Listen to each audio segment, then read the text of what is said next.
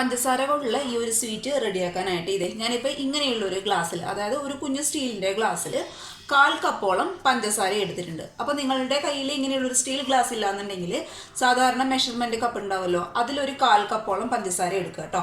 അപ്പോൾ ഞാൻ മിക്ക റെസിപ്പി ഇട്ടപ്പോഴും ഇപ്പം കപ്പ് എടുക്കുമ്പോൾ അളവ് അതിൻ്റെ കറക്റ്റായിട്ട് വരുന്നില്ല, അല്ലാന്നുണ്ടെങ്കിൽ എല്ലാവരുടെ അടുത്തും കപ്പ് ഉണ്ടാവണമെന്നില്ല, അങ്ങനെയുള്ള ഒരുപാട് കമൻസ് വരുന്നുണ്ട് കേട്ടോ. അതുകൊണ്ടാണ് ഞാൻ ഈ ഒരു ഗ്ലാസ്സിലോട്ട് മെഷർമെൻറ്റ് മാറ്റിയത്. അപ്പോൾ ഇങ്ങനെയുള്ള ഗ്ലാസ്സൊക്കെ എല്ലാവരുടെ അടുത്തും ഉണ്ടാവുമല്ലോ.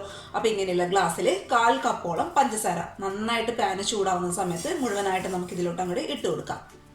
ഇത് നമ്മൾ ഇട്ട് കൊടുത്ത പഞ്ചസാരയൊക്കെ അത്യാവശ്യം ഒന്ന് ഉരുകാനായിട്ട് തുടങ്ങിയിട്ടുണ്ട്. പിന്നെ പഞ്ചസാര ഉരുക്കിയെടുക്കുമ്പോൾ ശ്രദ്ധിക്കുക, പഞ്ചസാര ഉരുക്കിയെടുക്കുമ്പോൾ ഒരിക്കലും അതിൽ വെള്ളമൊന്നും ചേർത്ത് കൊടുക്കേണ്ട ആവശ്യമില്ല കേട്ടോ. പാൻ നന്നായിട്ട് ചൂടാവുന്ന സമയത്ത് പഞ്ചസാര ഓട്ടോമാറ്റിക്കായിട്ട് ഉരുകാനായിട്ട് തുടങ്ങും. പിന്നെ ഉരുക്കിയെടുക്കുമ്പോൾ ഒരിക്കലും ഹൈ ഫ്ലെയിമിൽ വെച്ചിട്ട് ഉരുക്കിയെടുക്കാനായിട്ട് പാടില്ല. എപ്പോഴും ലോ ടു മീഡിയം ഫ്ലെയിമിൽ വെച്ചിട്ട് സാവധാനം അങ്ങോട്ട് ഉരുക്കിയെടുക്കുക കേട്ടോ. ഹൈ ഫ്ലെയിമിൽ വെച്ചെന്ന് കഴിഞ്ഞാൽ പഞ്ചസാരയുടെ ടേസ്റ്റ് കരിയാനുള്ള ചാൻസ് ഉണ്ട്. അത് നമ്മുടെ ഈ ഒരു സ്വീറ്റിൻ്റെ ടേസ്റ്റ് ആകെ മൊത്തം അങ്ങോട്ട് മാറ്റും. അതുകൊണ്ട് ലോ ടു മീഡിയം ഫ്ലെയിമിൽ വെച്ചിട്ട് സാവധാനം പതുക്കെ അങ്ങോട്ട് ഉരുക്കിയെടുക്കുക കേട്ടോ. അപ്പോൾ നല്ലൊരു കളറായിട്ട് വരണം പഞ്ചസാര, അതുവരെ നമുക്ക് പതുക്കെ ഇതങ്ങോട്ട് ഉരുക്കിയെടുക്കാം.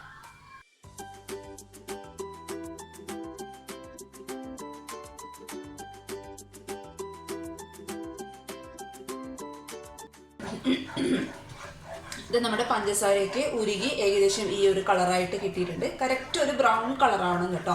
അപ്പോഴാണ് നമ്മുടെ സ്വീറ്റിന് നല്ലൊരു കളർ ഉണ്ടാവുക. പിന്നെ ഉരുക്കിയെടുത്ത് ഈ ഒരു കളറാക്കുമ്പോൾ ശ്രദ്ധിക്കുക, ഒരുപാട് അങ്ങ് കരിഞ്ഞു പോയിട്ട് വല്ലാത്തൊരു കളറായിട്ട് മാറരുത്. നമ്മുടെ സ്വീറ്റിൻ്റെ ടേസ്റ്റ് ഞാൻ നേരത്തെ പറഞ്ഞ പോലെ ആകെ മൊത്തം അങ്ങോട്ട് മാറാനുള്ള ചാൻസ് ഉണ്ട് കേട്ടോ.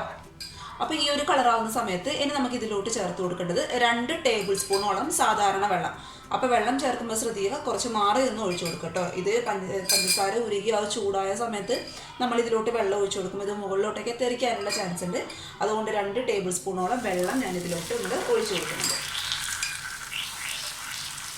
എന്നിട്ട് നന്നായിട്ട് അങ്ങോട്ട് മിക്സ് ചെയ്ത് കൊടുക്കുക കേട്ടോ. കണ്ടോ, ഇത് എല്ലാം അങ്ങ് പുകയുകയും ചെയ്യും, നന്നായിട്ട് മുകളിലോട്ട് തെറിക്കുകയും ചെയ്യും. അതുകൊണ്ട് ഇച്ചിരി മാറി നിന്ന് സാവധാനം ഒഴിച്ചു കൊടുക്കുക കേട്ടോ.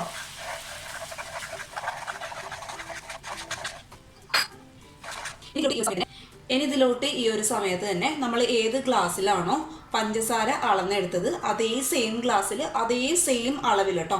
ഇപ്പോൾ 1/4 കപ്പ് പഞ്ചസാരയാണ് ഞാൻ എടുത്തിട്ടുള്ളത്. അതുകൊണ്ട് 1/4 കപ്പ് നല്ല ഫ്രഷ് ക്രീം, അല്ലാന്നുണ്ടെങ്കിൽ വിപ്പിംഗ് ക്രീം കേട്ടോ.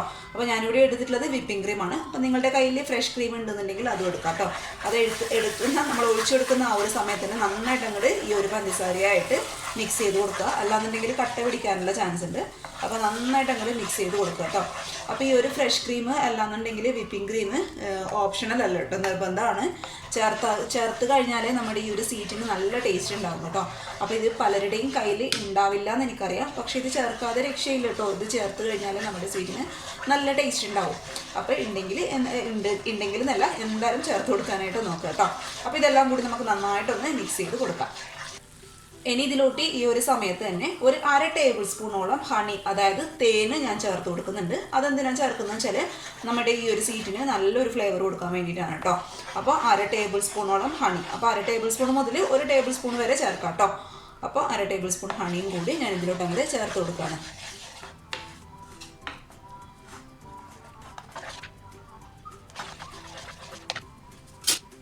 ഇനി ഇതെല്ലാം നന്നായിട്ട് തിളച്ച് വരുന്ന ഈ ഒരു സമയത്ത് ഞാൻ ഇതിലോട്ട് ഒരു 1/4 കപ്പ് കൂടി പഞ്ചസാര ചേർത്ത് കൊടുക്കുന്നുണ്ട് കേട്ടോ.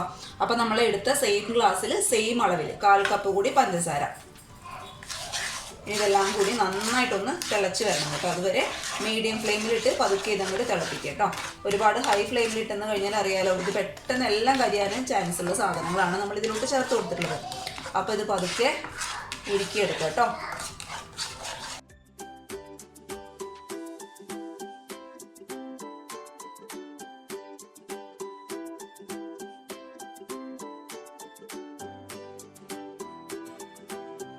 നമ്മൾ ഇട്ട് കൊടുത്ത പഞ്ചസാരയൊക്കെ നന്നായിട്ട് ഉരുകി ഇത് നന്നായിട്ട് കുറുകി വരുന്നുണ്ട് കേട്ടോ.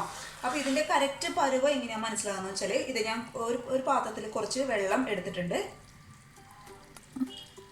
അതിലോട്ട് ഒരു സ്പൂണിട്ട് ഒന്നൊരു ഡ്രോപ്പ്, 2-3 ഡ്രോപ്പ് ഒന്ന് ഉറ്റിച്ചു കൊടുക്കുക കേട്ടോ. അപ്പോൾ ഇത് ആ വെള്ളത്തിൽ ഒട്ടും മിക്സ് ആവാതെ നമ്മൾ കയ്യിൽ ഇങ്ങനെ ഉരുട്ടാനായിട്ട് കിട്ടണം. അതാണ് അതിൻ്റെ കറക്റ്റ് പരുവം. കണ്ടോ, ഇത് കറക്റ്റായിട്ട് ഉരുണ്ട് വരുന്നുണ്ട്, കയ്യിലൊന്നും ഒട്ടുപിടിക്കുന്നില്ല, അതേസമയം വെള്ളത്തിൽ മിക്സ് ആവുന്നുമില്ല. അപ്പോൾ ഈ ഒരു പരുവൊക്കെ എത്തുന്ന സമയത്ത് നമുക്ക് പതുക്കെ സ്റ്റൗ അങ്ങോട്ട് ഓഫ് ചെയ്ത് കൊടുക്കാം. ഇനി ഇതിലോട്ട് ഈ ഒരു സമയത്തിന് 1 ടീസ്പൂൺ നിറയെ ബട്ടർ ഞാൻ ഇട്ട് കൊടുക്കുന്നുണ്ട് കേട്ടോ. ഈ തീയൊക്കെ ഓഫ് ചെയ്തതിന് ശേഷം മാത്രം ഇട്ട് കൊടുത്താൽ മതി. ബട്ടർ ഇട്ട് കൊടുക്കുമ്പോൾ ഈ ഒരു ക്യാൻഡിക്ക് അല്ലാന്നുണ്ടെങ്കിൽ ഈ ഒരു സ്വീറ്റിന് നല്ല ഒരു ഫ്ലേവർ ആയിരിക്കും കേട്ടോ. അപ്പോൾ ബട്ടർ ഇല്ലാന്നുണ്ടെങ്കിൽ അതിന് പകരമായിട്ട് 1 ടീസ്പൂണോളം നെയ്യ് ഒഴിച്ചാലും മതിയാവും. ഇനി നമുക്കിത് ചൂടോടുകൂടി തന്നെ നിങ്ങൾ ഏത് പാത്രത്തിലാണോ ഇത് സെറ്റ് ചെയ്യാനായിട്ട് പോകുന്നത് ആ ഒരു പാത്രത്തിലോട്ട് നമുക്ക് ഒഴിച്ചു കൊടുക്കാം. അപ്പോൾ ഇത് ഞാൻ ഈ ഒരു പാത്രത്തിലാണ് സെറ്റ് ചെയ്യാനായിട്ട് പോകുന്നത്. അപ്പോൾ പാത്രത്തിൽ ബട്ടർ പേപ്പർ വെച്ച് കൊടുത്തിട്ടുണ്ട്. ഇനി നമുക്കിത് ചൂടോടുകൂടി തന്നെ ഇതിലോട്ട് അങ്ങോട്ട് ഒഴിച്ചു കൊടുക്കാം കേട്ടോ. അപ്പോൾ ചൂട് വേണം. ചൂട് തണിഞ്ഞ് കഴിഞ്ഞാൽ ഈ ഒരു പാത്രത്തിൽ അത് അങ്ങോട്ട് ഒട്ടിപ്പിടിച്ചിരിക്കും. അതുകൊണ്ട് ചൂടോടുകൂടി തന്നെ സെറ്റ് ചെയ്യാൻ വേണ്ടിയിട്ട് പോകുന്ന പാത്രത്തിൽ ഒഴിച്ചു കൊടുക്കുക കേട്ടോ. പിന്നെ ബട്ടർ പേപ്പർ നിർബന്ധമായിട്ടും വെക്കണം, അല്ലാന്നുണ്ടെങ്കിൽ ഇത് ഉറച്ച് കഴിഞ്ഞാൽ പാത്രത്തിൽ നിന്ന് വിട്ട് കിട്ടാനായിട്ട് ബുദ്ധിമുട്ടായിരിക്കും.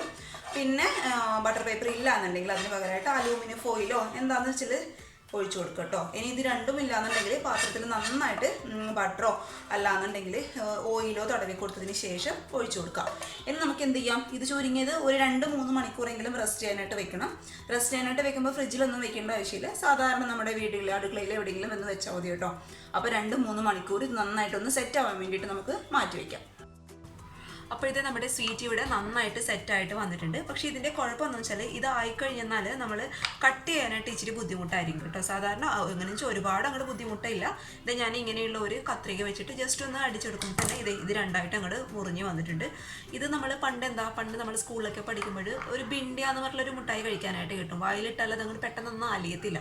ആ ഒരു രീതിയിലുള്ള ഒരു മോഡലുള്ള ഒരു സ്വീറ്റാണ് കേട്ടോ ഇത്. ആ ഒരു ടേസ്റ്റേ അല്ല, പക്ഷേ അങ്ങനെയുള്ള ഒരു മോഡലുള്ള സ്വീറ്റാണ്. എല്ലാവരും ഒന്ന് തയ്യാറാക്കി നോക്കുക. പിന്നെ ബട്ടർ പേപ്പർ കംപ്ലീറ്റ് ആയിട്ട് ഞാൻ അങ്ങനെ റിമൂവ് ചെയ്ത് കളഞ്ഞു. അപ്പോൾ തയ്യാറാക്കി നോക്കിയിട്ട് അഭിപ്രായങ്ങളൊക്കെ അറിയിക്കുക. കുഞ്ഞുങ്ങളൊക്കെ ഉള്ള വീട്ടിലാണെങ്കിൽ ഇപ്പം തന്നെ ഉണ്ടാക്കി കൊടുത്തോളൂ കേട്ടോ. നല്ല ടേസ്റ്റാണ് കഴിക്കാനായിട്ട്. അപ്പോൾ കാരമലിൻ്റെ ആ ഒരു ടേസ്റ്റ് അറിയാലോ എന്താണ്. അപ്പോൾ അതിൻ്റെ ഒരു ടേസ്റ്റാണ്. ആ ഒരു രുചി ഇഷ്ടപ്പെടുന്നവർക്ക് തീർച്ചയായിട്ടും ഇഷ്ടപ്പെടുന്നു വിചാരിക്കുന്നു. അപ്പോൾ നാളെ ഒരു നല്ല വീഡിയോ ആയിട്ട് കാണുമ്പോൾ thank you for watching simple soul. Bye by.